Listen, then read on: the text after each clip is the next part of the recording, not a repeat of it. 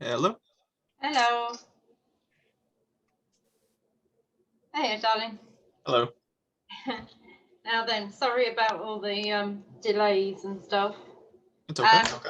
This is not pajamas. This is officially a top, but I promise I'm wearing my veterinary nurse trousers. But my veterinary nurse top is absolutely drenched from getting home in that horrible rain. So I wanted my comfy jumper on. So my concern, my head's not been functioning very well since last weekend when I decided to hit it on a concrete floor. So I think I probably got concussion. And I was looking at your notes and I was thinking, if I try and write these up, I'm going to mess it up. So I wanted to know really from you how you feel you're doing, and if you need more information from me, and if so, what? Because I want to make sure you're getting a decent job, really. Yeah. So can I get you to bring me up to date with how you are at the moment, how everything is at the moment? It's okay at the moment. I've been taking him out on walks, but I've been mainly going into the field behind ours, into places. There's a 2 minute drive just from our house where it's like kind of a big. It's a long like kind of road, but it's like empty and there's just like fields around it. So And I've been doing that more than actually taking him on the street for the moment. Um, because I remember you saying that if like my mood wasn't 100%, then maybe not do those kinds of things. And it hasn't been recently, but I've been sorting that out. So in terms of him at home, when he's with the other dogs, he still gets a bit crazy and overexcited. I've been trying to like work in one of those. I can't remember the type of word that you use, but it's like a word that like distracts him. yeah, an interrupter cue. Yeah, So to call him away rather than to get angry with him. yeah, But the trouble with the interrupter cue is going to be that it won't work until it's already yeah. got this really strong association with good stuff happening. Mm, So you don't want to get into that habit of using it before yeah, it's kind yeah. of ready. Well, I've been like kind of working on it. It like I say, it doesn't really work when he's going a bit crazy, but he normally when I'm just like kind of teaching him how to do it or what it means and stuff, he does like recognize it, so that's Yeah, good. like getting there, Mm. getting there, Yeah, but not fully cooked. no, not yet. Okay. So the other thing, obviously, we got one dog already in your home who is quite sort of mad, Yeah, gets upset very easily, gets aroused and overexcited very easily. And obviously he's very much a follower. He wants to do what everybody else is doing. mm. And obviously we're not going to suggest that you change who he's living with. But what I was hoping was that you could become the person that he follows, because he knows that you're the safe person Yeah, to listen to, and that things are going to calm down for him yeah, internally if he follows you and he listens to you. So that's one of the reasons for the interrupter cue, mm. that you can teach him. He doesn't have to get overexcited just because they are. Yeah, yeah, It's not a bad thing though, because you've got the three dogs to deal with, to teach them all individually that cue means good stuff's happening over here. yeah. Because Well, you I think that's gonna happen anyway because whenever there's yeah, food or anything like that, they all just so yeah, that's fine. yeah. Yeah, So, have you managed at all to get yourself into a mental state to do little exposures at low levels of the things that generally make him?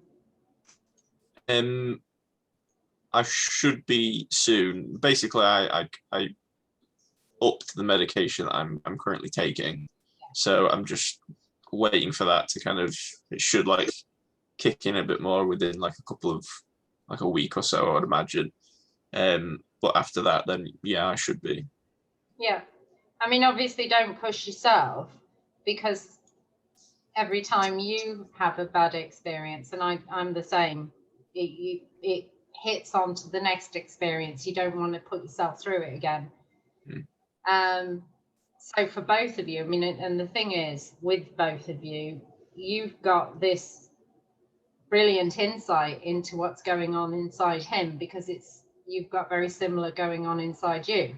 Does that make sense? So you can kind of feel how it feels to him when he's being exposed to things that he can't cope with. Yeah. I'm trying to write notes as well, because I've got part of my issue with my fall is that my memory's really getting upset, and obviously my anxiety's gone up because so don't rush yourself. And I think the thing, I'm trying to write and talk and it's not working, so bear with me. It's okay. So one of the things that we advise with dogs who are having difficulties with the environment, with things in the environment, is what they call the cortisol break. In other words, just not exposing themselves to that situation. So, I know you're not doing the training as such at the moment, but actually you're not doing any harm, and in fact you may be doing good, because what you're allowing is the more that they have these large exposures, eventually the natural level of cortisol will sort of rise, and the brain becomes primed to be reactive. Right. Yeah. So by having a cortisol break, what you do is slowly bring the cortisol levels and the sort of reactivity levels in the animal down a bit, which means that when you are in a condition to start your training, you're in a better position for that training to work. And when you are ready to start doing exposures, I think it's really important. We saw even that walk to the end of the street was too much. So getting out of the house in as calm a way as possible. Yeah. And maybe doing quite a lot of work just in the front garden, just, right near the door, or even right near the end of the alley, so that he can see things at a safe enough distance and feel safe, and be getting tons and tons of praise and tons of food, assuming he can eat. Now, for me, a dog who likes food and is normally motivated by food, not to be eating tells me that they're already in a state of stress it's not going to help them to learn. Yeah. Does that make sense?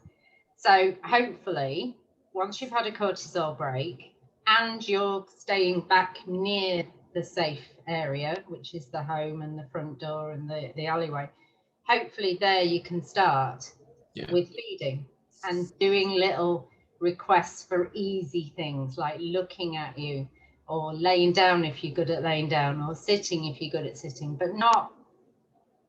it's not about forcing those responses. It's about making it fun. Okay.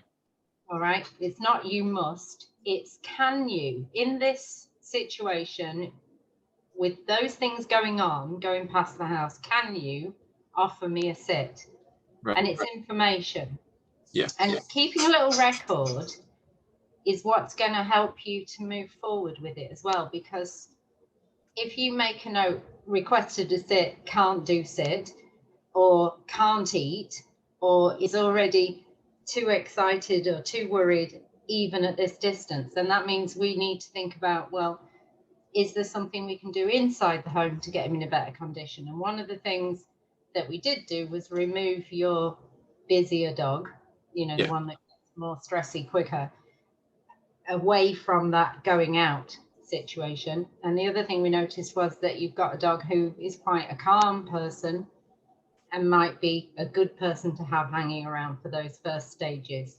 Yeah. Okay. Does that make sense? Yeah.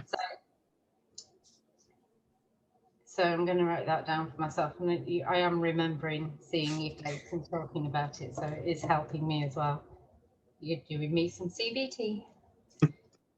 Okay. So use the calmer dog. So the aim is always to start at the lowest level of exposure that you can manage within real life. I mean, you don't have control over whether or not somebody's going to be walking down the street or whether a car's going to go by or, and whether or not you're going to see another dog.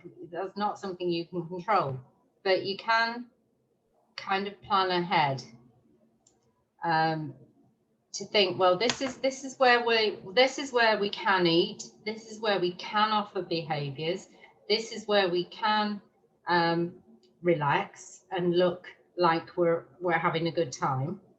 And what if I try and do that just a little bit closer to the road? Right. Okay. Yeah. If I find then that we can't eat, we can't offer those can you behaviors, can you do this? Yeah. Then we're going to say, well, that's too hard. We're gonna come back a bit. We're gonna go back to where the dog feels safe. Yeah. Does that make sense? Yeah. And I know it feels like it's a long procedure, but actually if we keep pushing them into situations that they're not in a condition to actually cope with, all we're doing is making them do it and forcing them. See, Dougie. And we're forcing them to deal with something that they're not in a condition to do, and we're going to potentially make it harder to teach them to get it right next time, to be able to do it next time. Now you've frozen. I'm assuming you can still hear me, but your pictures, that's it, you're back. But you'll get a copy of this video anyway, so I'll download it to YouTube for you, so send you the link. So don't worry if you do miss anything, if your computer cuts out or whatever. Okay. Has that brought up any things that you maybe don't understand why I've asked you to do things, or? No, that makes sense. One of the things I was going to ask is like when I take him out into the field, he seems like he has a good time. He's obviously still a bit wary, but he's sniffing around a lot more. He seems to like long grass, like jumping in long grass and stuff like that. Should I when I'm there, should I basically try and get him to do little basic commands? Yeah, you can do. I think if we associate those, and I'm going to change the word commands to cues, because it's not about you must. Yeah. We don't want a you must relationship here. We want a can you. Can you in this situation, can you offer me those? Oh, you can have a treat. Oh, you can have a cuddle.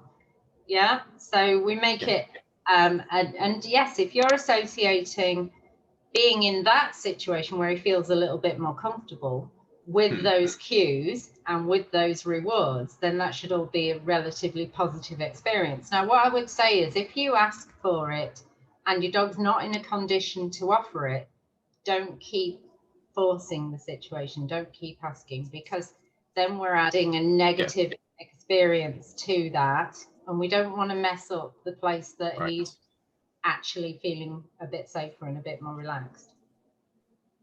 Does that make sense? Yeah. So yes, and use the word cues, because it's it's words and that's all, and it doesn't really matter. But the word commands suggests that they have to. Yeah. Does that make sense? Yeah. All right. So and I know that it's awkward for you because you've obviously got, I know exactly what you like with anxiety. I've got the same issues, but we sort of saw that when you are able to pretend to be relaxed and to pretend to be calm, that he did cope much better. Yeah. Yeah.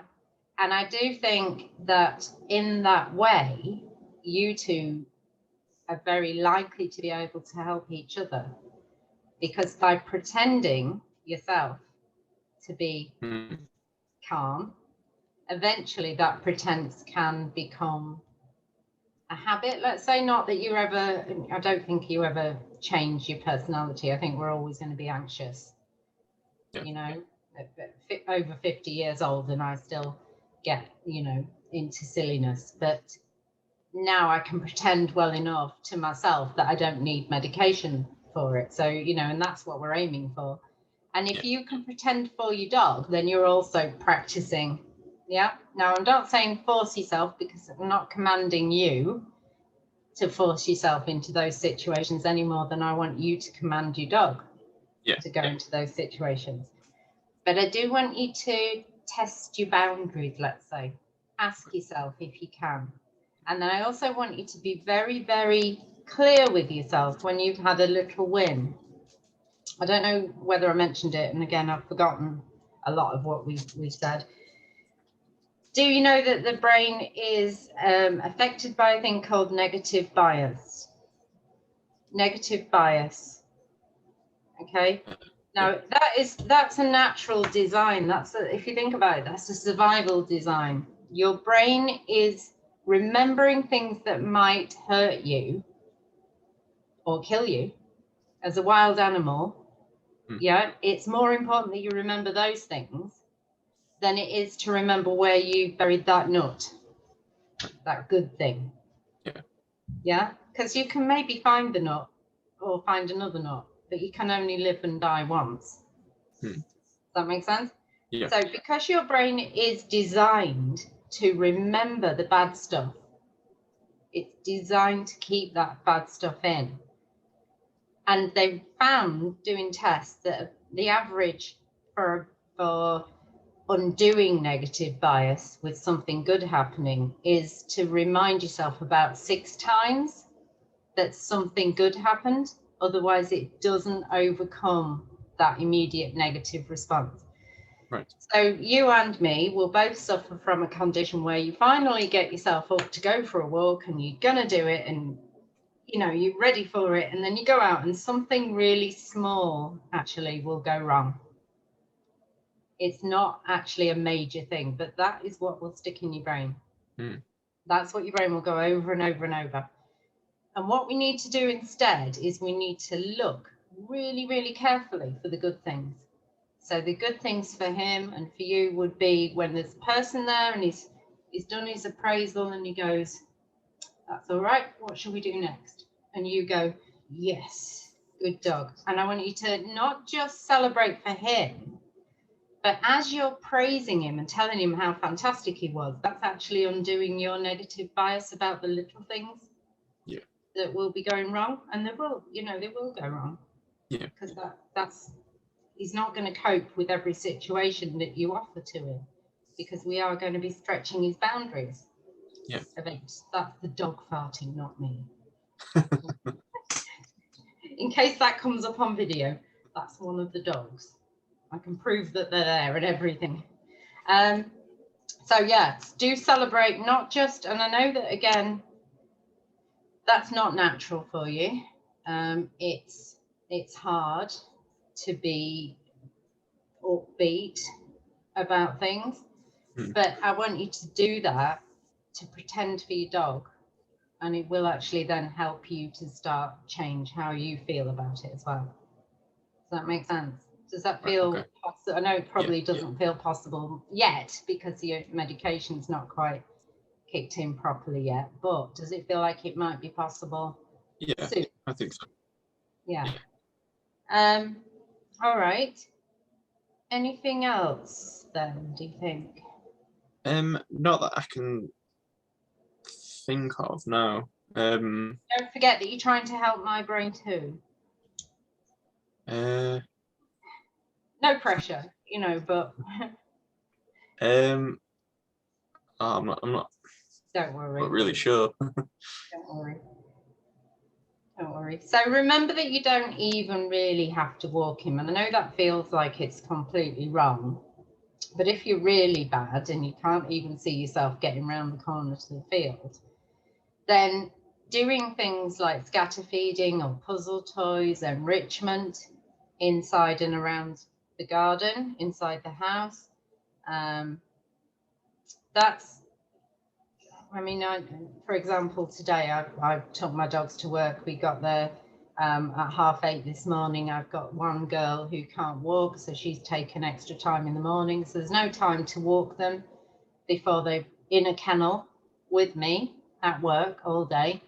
And then I've come home, you know, they've had their dinner, but they're not going to get a walk. By the time I finish with you here, and I've got to take care of the girl who's off her legs at the moment, they're not going to get a walk. But what they do get instead is puzzles and food toys and ways of burning off that energy.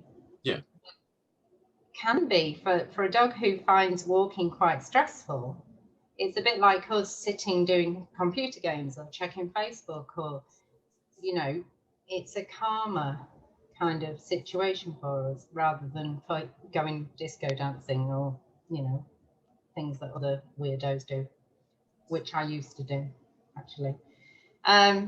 So I did a long time ago. Discos. You won't know discos. That's a long time ago. The nightclubs now or something, aren't they? Yeah. So enrichment at home, and that doesn't have to be expensive. You can spend money. You can go out and buy fancy enrichment toys, but it can just be things like toilet roll tubes that have been, the ends have been folded over and you put a piece of food inside. If you're interested to know more, there's a really good Facebook group called Canine Enrichment, which is by a friend called Shay Kelly. He's also done a book, and he's also a master's. So yeah, I think that there's lots of ideas in there, and a lot of it is stuff that you put in your recycle bin that's been, you know, made into puzzles and things, which should interest you, because you could build stuff. You could come up with ideas. And it's things like using pop bottles and hanging them off poles so that the dog has to knock them to get the food to come out at the end. So it's good fun. So don't panic if they don't get for a walk, as long as you are using up some of that energy and mental energy. And again, you and I both know this, mental energy actually uses up more energy than physical. So the brain is the hungriest part of our body. It uses up more energy for its density than any other part of the body. So if we can use up the brain and have that puppy puzzling and doing things to figure out how to get what they want, they're going to be more tired. They're going to find it easier to relax. You know, no, they do need exercise. I'm not suggesting that they don't, but again, don't force yourself if you're not in a condition, or you just can't, you don't have time, you know, which you might find with your masters as well, that time is not a lot available. Yeah. All right. So anything else you think? I'm trying to remind myself as we go along. Can't think. Let's have a look at my notes quick. So the other thing was, do you think you were able to see and understand the body language that was indicating to me that it was nervous anxiety that we were looking at with him? Because I know that I think so, yeah. He's kind of forward with his responses to things, isn't he? He's kind of like that. Yeah. But did you see the standing, stretching with his back legs when he's checking something out? Yeah. And the standing back a bit as he's barking. Yeah. And the checking into you and to the other dogs, what am I going to do? So, and not being able to eat is a biggie for me. If he can't, and we know he likes food, not being able to eat in those situations. Yeah. is a big one for me. But I did want to, and it has reminded me that I do want to send you something about body language, just so you can really see it and understand a bit more about what you're actually seeing. But it is about getting to know. I think the thing is, if you know what your dog looks like when they're as relaxed and happy as they can be, then it's spotting the differences for your own dog. It's a bit like knowing a person, you know. Yeah. You can feel almost how they're feeling because you know them well enough to read their body language. Whereas you might not be able to do that with a stranger. Yeah. So, and the same goes for me, you know, I can maybe think that I know what a dog's thinking, but it's actually the owner who's more likely to be able to tell me once I've shown them what to look for. Right. So, and again, that gives you an opportunity to measure how he's doing and to write little notes for yourself. Pause. Yeah. And I mean, with any luck, and I do think you're capable of it, both of you, I do think you're capable of it, because otherwise I wouldn't have been rolling around on the floor with your puppy. You know, I think he is more than capable of overcoming those fears, but it's sometimes it's difficult for us to recognize that they have.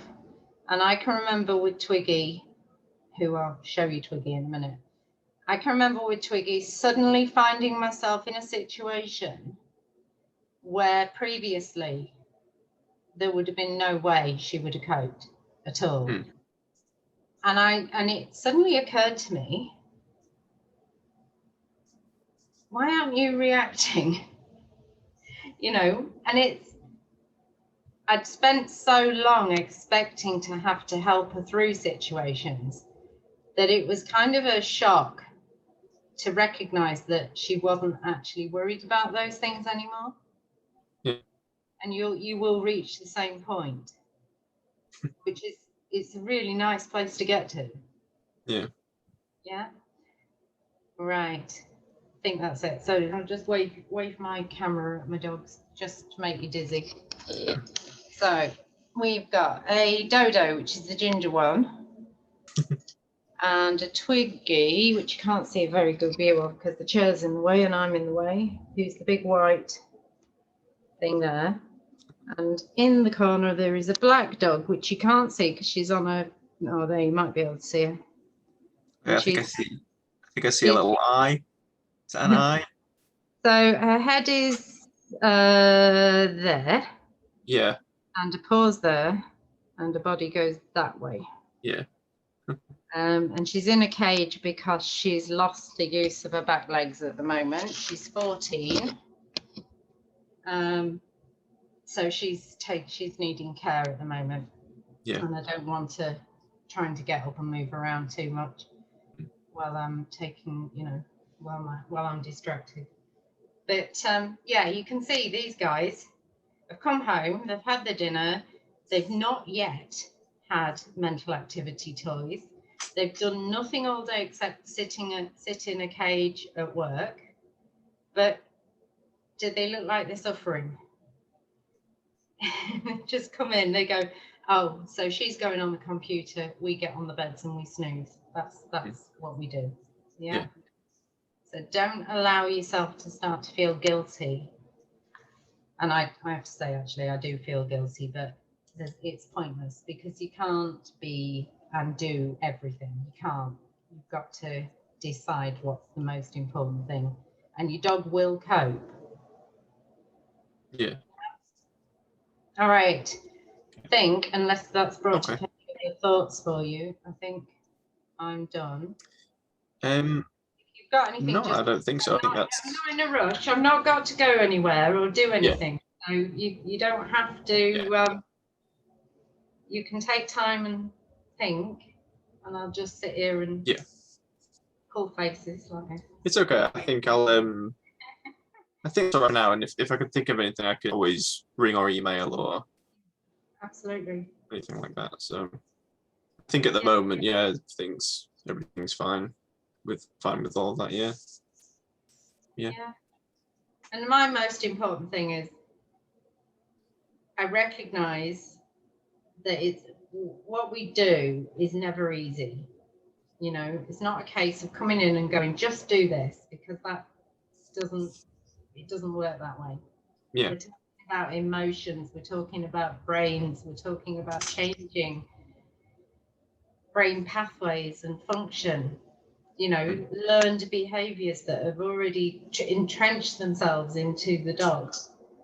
And not only in the dog, you know, in us as well, as owners, the way we respond, we're going to have a habitual response to their behavior. You know, you stopping yourself from telling your dog off when they're shouting at somebody or whatever. It's really hard. It's really hard. You know, so we're working on changing our own behavior and helping the dog to change their behavior. It's a complicated thing.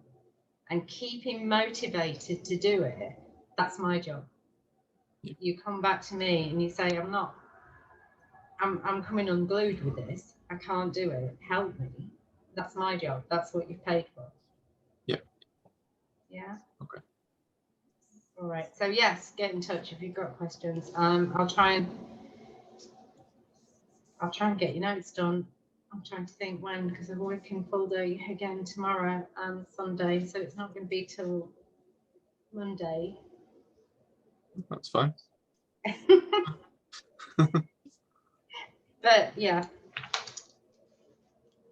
I need a different life. I quite like these parts of it. I just need it to be slightly less stressful and less head injuries. Yeah. It's still joined to my neck, so that's good. I gave myself whiplash as well. That's all calming down finally. I fell backwards and hit the back of my head onto Yeah. Yeah. Could be worse. At least there's a chance I might actually write your notes up. Can you imagine if you paid all that money and then you didn't get any notes and you're like, why are you not writing my notes? And she'd message back saying, oh, she's dead. It's You fine. know, you'd be like, there's no rush anyway, so it doesn't. It's fine. all right. How's yours going? Yeah. Okay, I think. Okay. Yeah. Good. Yeah. It's nice to have something going well. I think if you're anything like me, it's easier when you've got something to absolutely focus on. It's everything else. When you're allowed to look at everything else and think about everything else, that's too much. Yeah. If you can narrow your focus all the way down to this one little thing and that's everything. Yeah. You know, that works for me. Yeah. All right. I'm going to go. Okay. See you later. I hope you're feeling better soon. I hope that you get your meds sorted and get on track. All right, darling. Thank you very much. You're welcome. Cheers. Thank you. Bye. Bye.